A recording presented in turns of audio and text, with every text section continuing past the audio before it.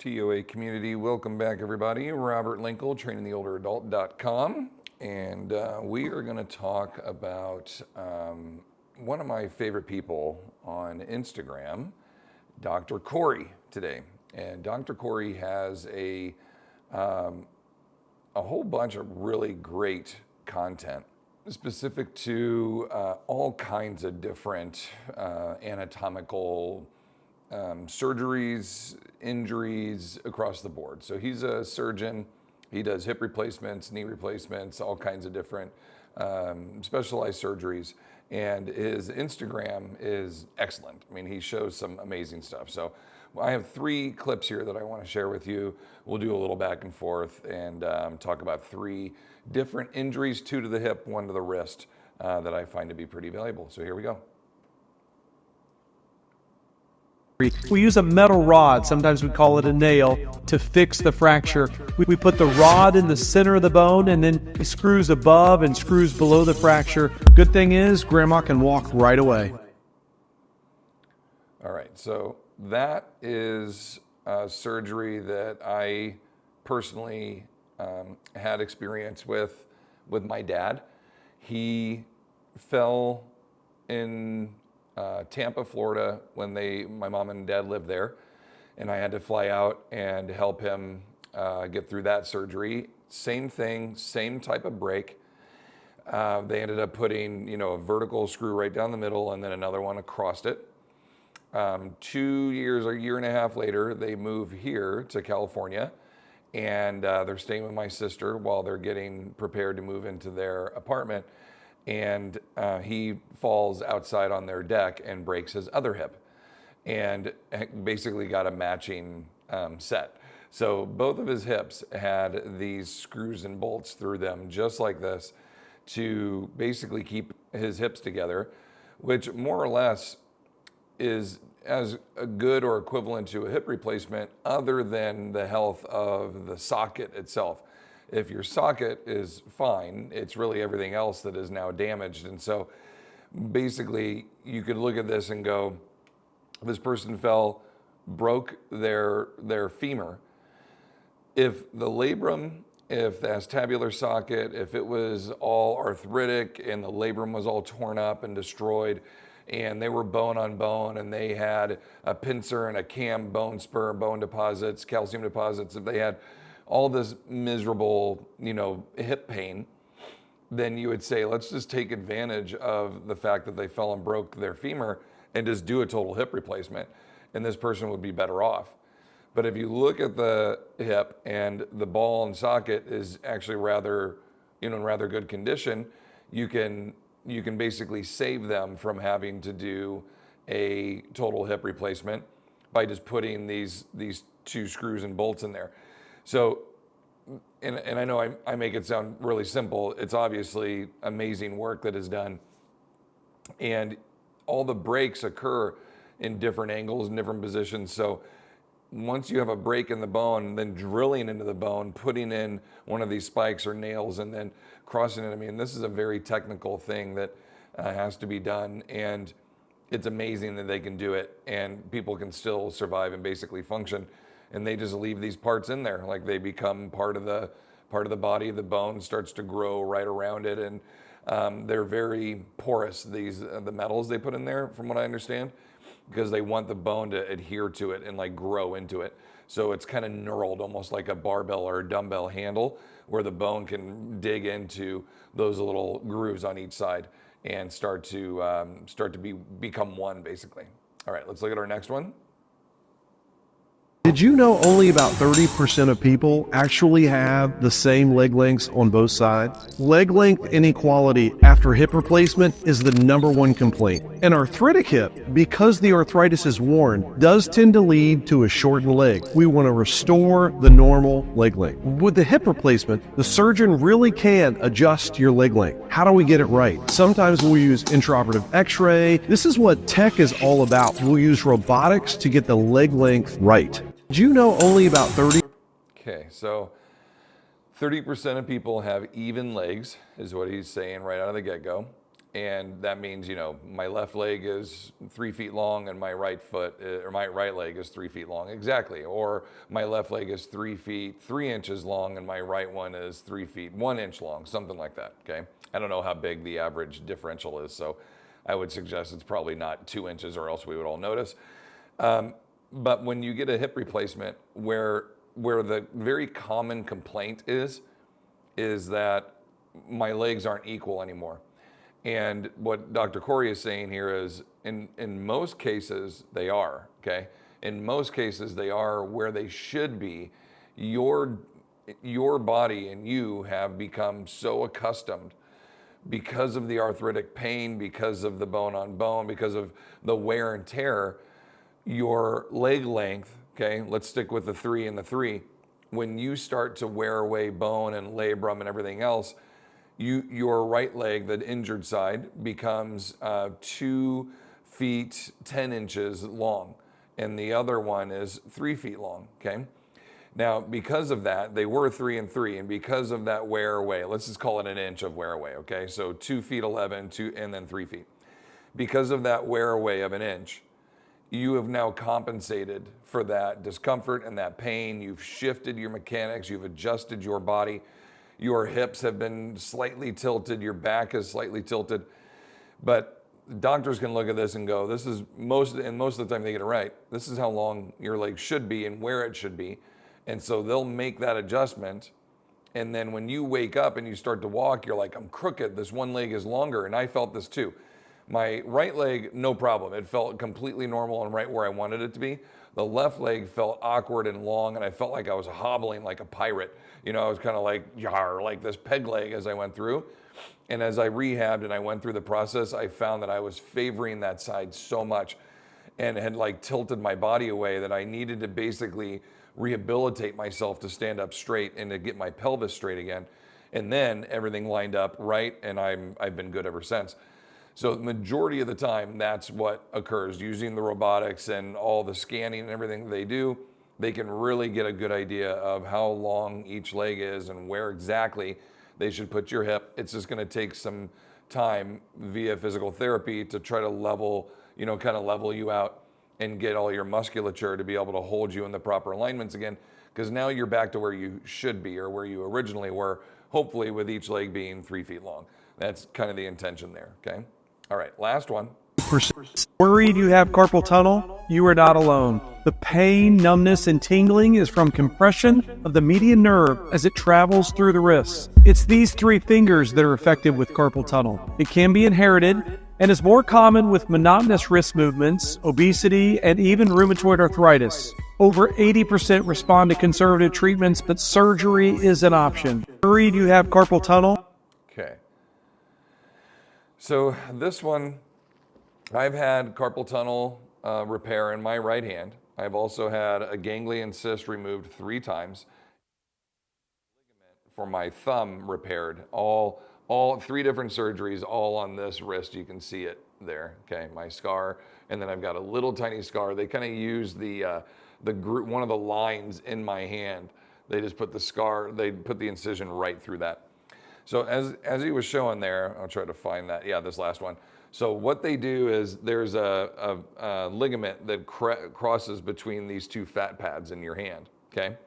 And what he was saying is with this regular usage, like just overuse, where you really see this, people will use their hands a lot, especially like construction contractors, people who are down on their hands. When I spent the summer troweling and putting down tile, I would trowel and put down the concrete, and then you'd put down the tile, and then you would put in the grout, and you're down on one hand using the other hand to move, and then you'd switch and switch and switch. It's the other hand that's just sitting flat on the floor. My fingers would start going numb. I got this pain in the middle of my hand. You're pushing on that tendon basically, and that's pushing all the nerves underneath your hand, and so these fingers start to go numb. Well, I would write on a whiteboard every morning, and my hands, as soon as I would bring my hand over my heart, it would go numb.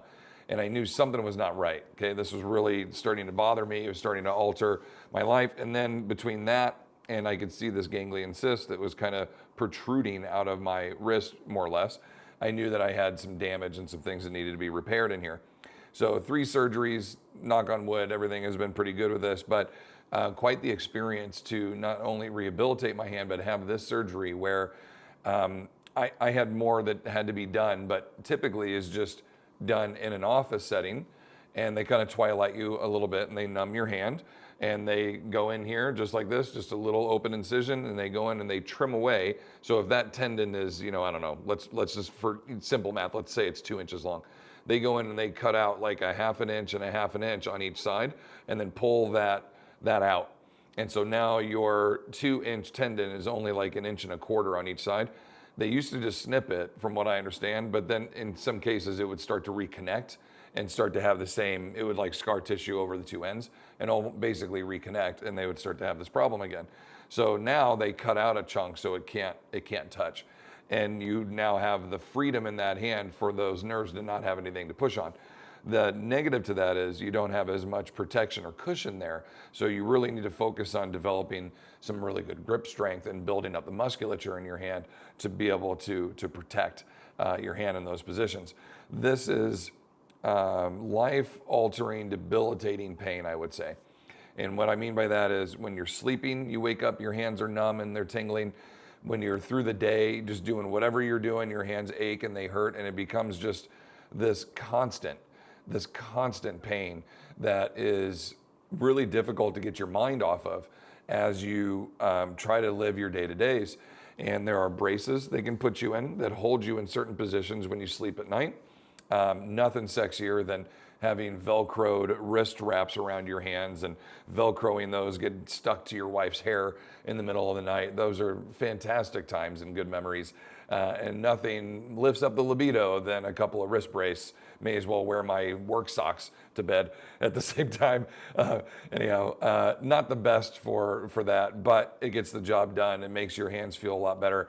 And it's this kind of like, it's that position that we sleep in, that like fetal position where when we kink our hands over, our hands are like cutting off that flow, and it just makes the issue worse. So the wrist braces keep you straight. If that doesn't work, along with other physical therapies, manipulations, they can do some injections. Sometimes they work, sometimes they don't. The problem with the injections are it doesn't fix what the problem is. It basically just makes you not feel it anymore. So you're like, oh, cool, I can use my hands again. And you use them in all the ways that make this aggravated, and then it comes back. So if anything, injections basically get you to your next remedy. So if you're like, well, I'm gonna have this surgery, but I'm not gonna do it for a couple of months or a year or whatever, then you can do the shots to basically get you there. And the reason I was saying mine was a little more intrusive is because I couldn't do the office visit one because I had the cyst and the ligament that needed to be repaired. So I had a full surgery in the surgery center and all that. But if you just have a carpal tunnel repair that you're gonna do, they can do this, it's a 15, 20-minute procedure, and, doctors will do like 30 or 40 of these in a day. From what I understand, they'll just do a whole day of just surgery, and then the next day, office visits, the next day, surgery, all the way through, and just crank them out. And that what a difference. You have a little bit of rehab to do, a couple of weeks with your hands in a wrapped brace so you don't overwork range of motion and damage it, and you're pretty much good to go. So these are really, I would say, a life-altering experience, because when you focus so much on pain and discomfort, and it's kind of always top of mind, the second that is removed away from your day-to-day wear and tear on your mind, I can't tell you like how stress reducing that is, like how much of a weight that is lifted off when you deal with just constant pain and discomfort. Though it's not like a level 10, it's a 4 or 5, but it just never stops. And then it keeps you from sleeping, it keeps you from being comfortable while you're driving, your hands are going numb. It's just miserable. And so to be able to kind of get to a point where you're like, man, anything and everything I do in life, I am thinking about and concerned with my hands and my wrist pain, then it's probably time to take some type of action like this. And the same goes with the hip. With the break, it's easy. It's like, we got to fix this. There's no question. But outside of that, the wear and tear of a hip or a knee or a shoulder to the point where you're like, man, if 80 to 90% of your life is your mind is going, can I go and do this? Is my hip going to be able to hold up? Am I going to be able to, is it going to lock up on me and be in so much pain I can't go on this walk with my family? Like if that's a day to day, no, I can't go to the mall, it's too much walking. You know, I'm going to have to use a walker or a wheelchair. Or if that becomes an issue like this, get yourself fixed. Like it always like, number one, let me back up. Number one, they get to a point where they're considering surgery. And they go, I just don't know, I'm too young. And I'm like, dude, I got mine when I was 36, okay? Here was my mindset.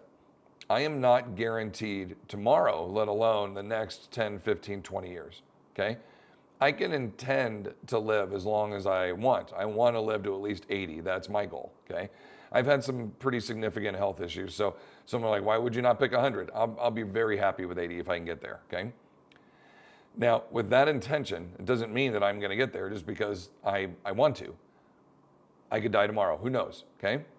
Point being is, should I be miserable for the next 14 years and put steroids and anything else, pain pills and whatever else through my body to try to tolerate getting to the age of 50 so I could then get a hip replacement that they say will last me until 70, 20 years?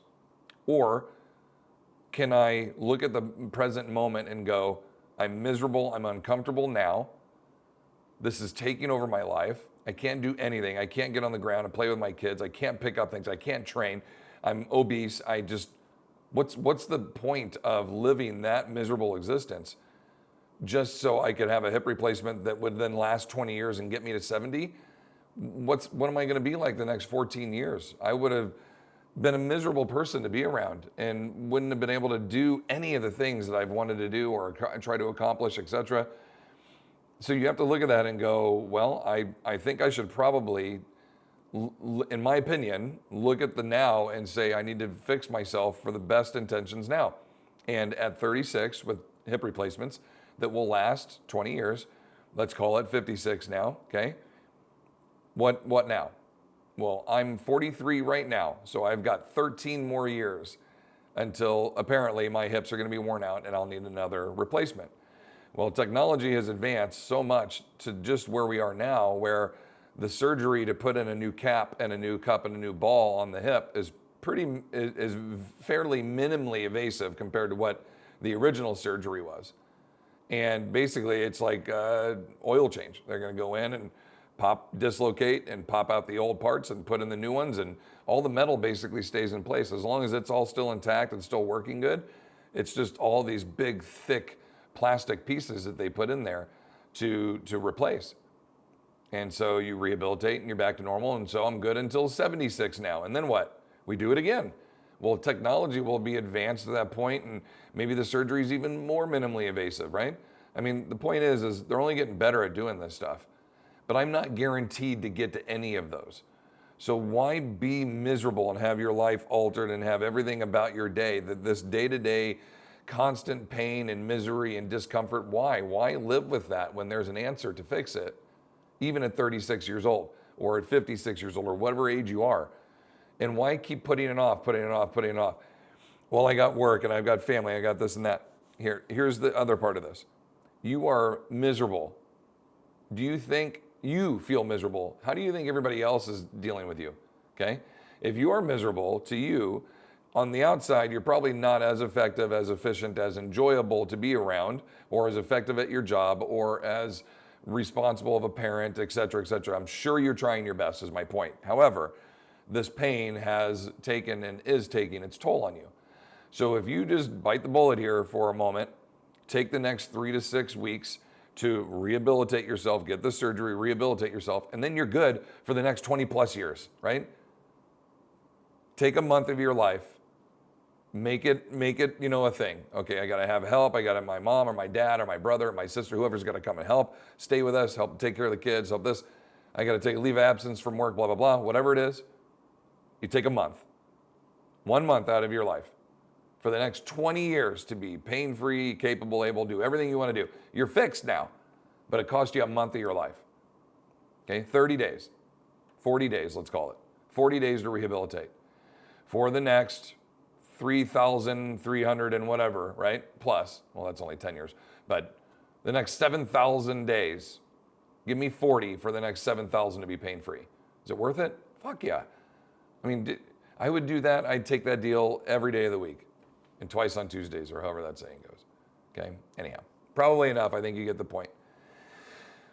Constant, chronic pain, even at low levels, it's life-altering. It's miserable. You don't even know how much it's affecting you until you don't have it anymore, and you go, oh my God, this is so much better. You've been in pain for so long, it's just become a part of you, and you almost get accustomed to it, but you're accustomedly miserable. And it's like all that just gets lifted off of you, right? I can't express enough. I've had it multiple times with my hand, my wrist, with my lower back, with my hips. I've had multiple surgeries that really the moment I woke up, I'm like, oh, I can feel the pain is gone. I just have to rehabilitate from surgery now, right? And so you'll have surgical site pain, but not sciatic pain running down your leg anymore, or that kind of thing.